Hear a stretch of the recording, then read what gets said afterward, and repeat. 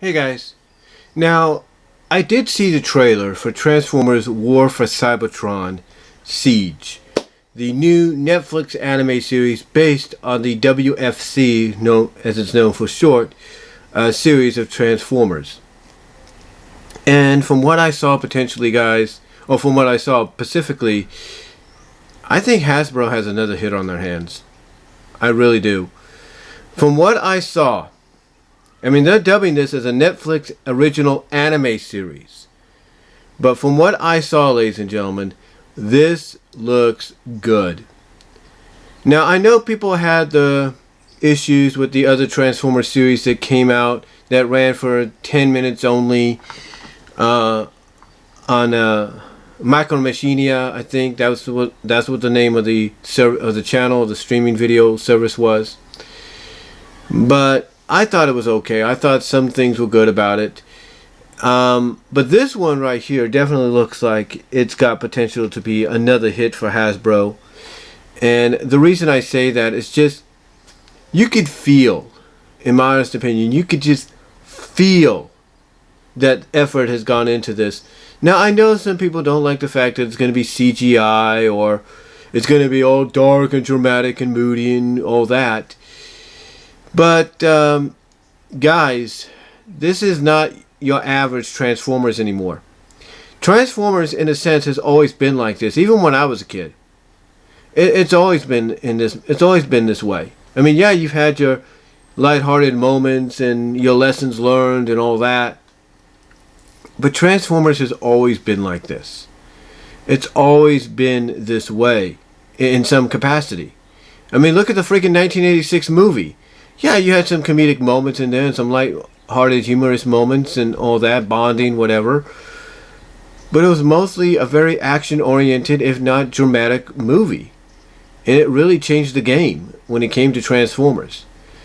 I mean, even a lot of the shows that came on afterwards, like Beast Wars, Beast Machines, even Transformers Prime, were all a lot darker and more dramatic than your average Transformers show before that. Even some of the anime that came out, like, Transformers Armada, Cybertron, Energon.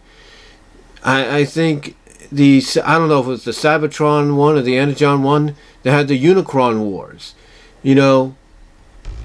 A lot of these were more darker and dramatic than you want to give them credit for. So to say that this is one that's too dark or broody or all that, have you not seen the movies?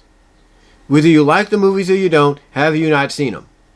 Did you not see Bumblebee, which is considered the better version of Transformers, if not the potential prequel to a new version of the Transformer movies? Did you not see that and see how dark at times that could get? The point is, guys, whether you're a fan of dark and moody, dark and dramatic, you have to realize you are going to have some lighthearted moments. They got to have those in there.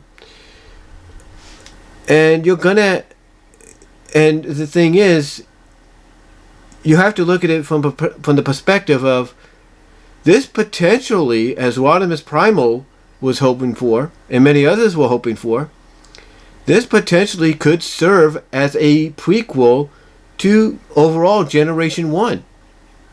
I mean, think about the characters involved here that were featured in the trailer. Megatron.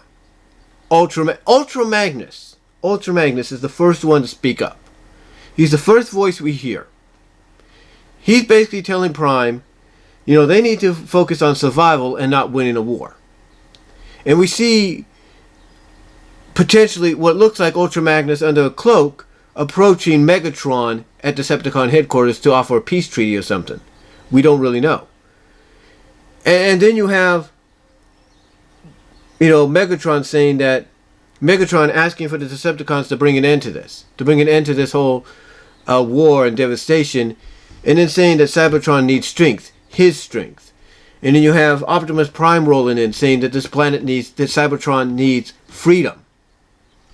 And then you have Bumblebee saying you're trying to win a war that's going to get you all killed. Or fighting a battle that's going to get you all killed. And then you have Alita 1 speak up. And it is Alita 1. It is Alita 1. You have her speak up saying, this is not what she was hoping for. This is not the life she was hoping for. And you have Prime respond to her with, you know, a line that he's known for saying, you know, life is worth fighting for or something. I mean, guys, what I'm seeing here with Transformers War for Cybertron, I am seeing a possible hit, another possible hit for Hasbro and Netflix. Mostly Hasbro. I'm seeing a big hit here. I mean, I'm seeing a lot of, I'll be honest with you, I'm seeing a lot of these toy sales, if you will.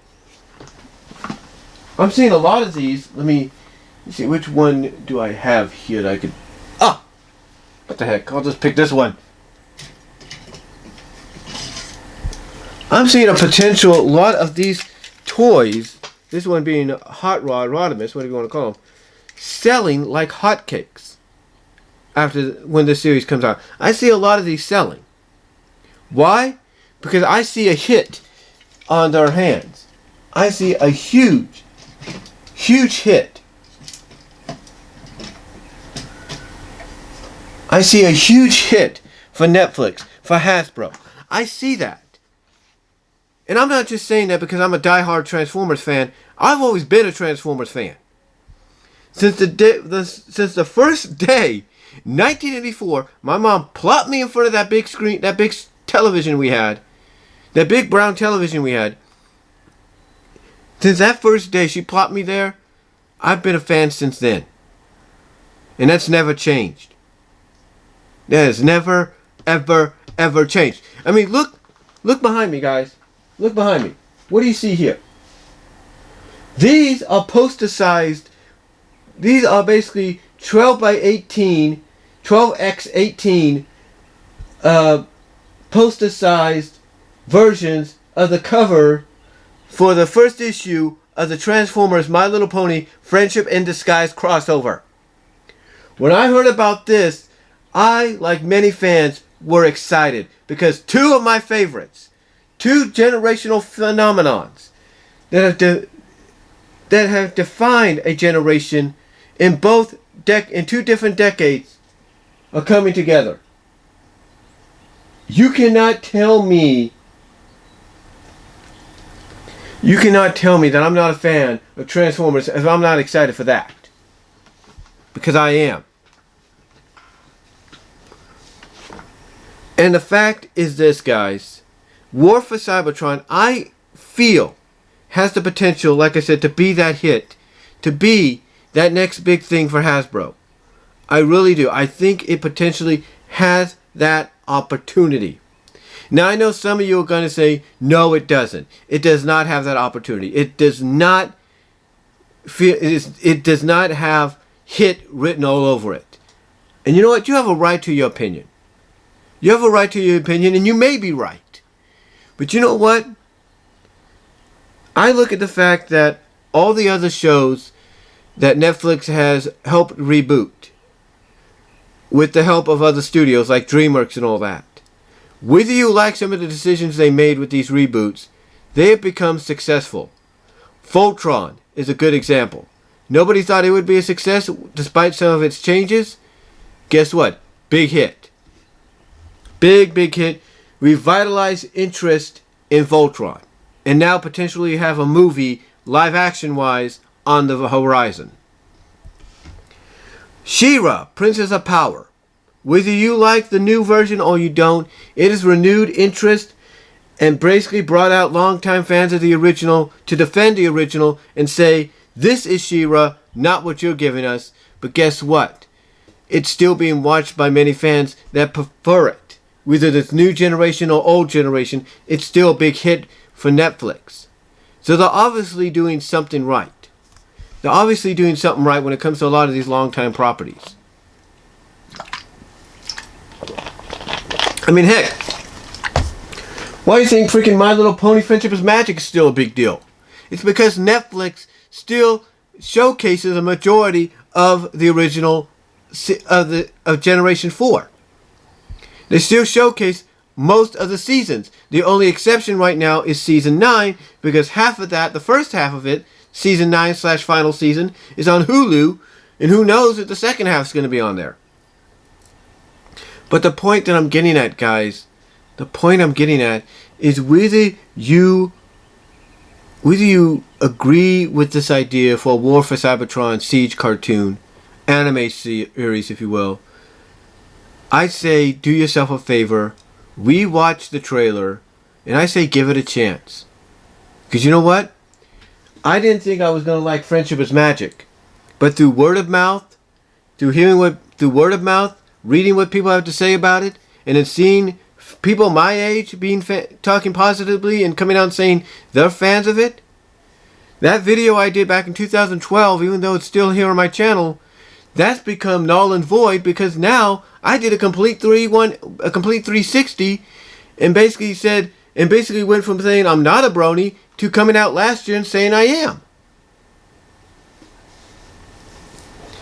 Guys, when I look at Transformers War for Cybertron, this Netflix anime series, I see a series that I believe has the potential to be a huge success. And not only will it be a huge success, in my opinion, it's going to renew interest in the Transformers franchise more than it ever has. More than it ever has. And it's going to renew interest in getting animated movies of Transformers on the big screen, if not exclusively on Netflix, because that's how big of a deal it's going to become. That's how big of a success it's going to be. And again, I'm not saying that because I'm a fan. I've been a fan since 1984. I'm saying that because I see it. I feel it. Just by watching that trailer, I feel that that Netflix has a huge hit on their hands. Hasbro has a huge hit on their hands. And expect word to come out that it's going to get renewed for more seasons after this first season. Expect that. But ladies and gentlemen, that's just my thoughts on my reaction, my thoughts after watching the trailer for Transformers War for Cybertron anime series on Netflix. Again, I truly believe it is going to be a huge hit for Netflix. It's going to be a huge hit for Hasbro. And it's going to pave the way for it's going to pave the way, I should say, for other Hasbro properties to possibly debut exclusively with Netflix down the line, whether it's My Little Pony Generation 5, whether it's G.I. Joe, Inhumanoids, Micronauts, ROM, Mask. I believe War for Cybertron, my opinion's going to open that door. So, I'm going to check it out when it comes out. I'm going to check it out when it debuts. I'm definitely, if they do the binging, if you will, I'll definitely be binge watching all the episodes and doing an overall review. But if they go the route that I think they're going now with a lot of the original content, then I'm definitely going to be tuning in every week for every episode. And believe me, you can expect reviews around that time of every episode, because to me this has Generation 1 feel to it all over. But that's just my thoughts, guys. What are your thoughts? Are you looking forward to Transformers War for Cybertron on Netflix this June? Give me your thoughts below. Comment if you like. And I am out. And also, do you think this opens the door for other potential Hasbro properties to go the streaming route with Netflix, or companies like Netflix, because they could probably get away with a little bit more there than they could on network or cable television? But let me know what you guys think. Comment down below. Talk to y'all later.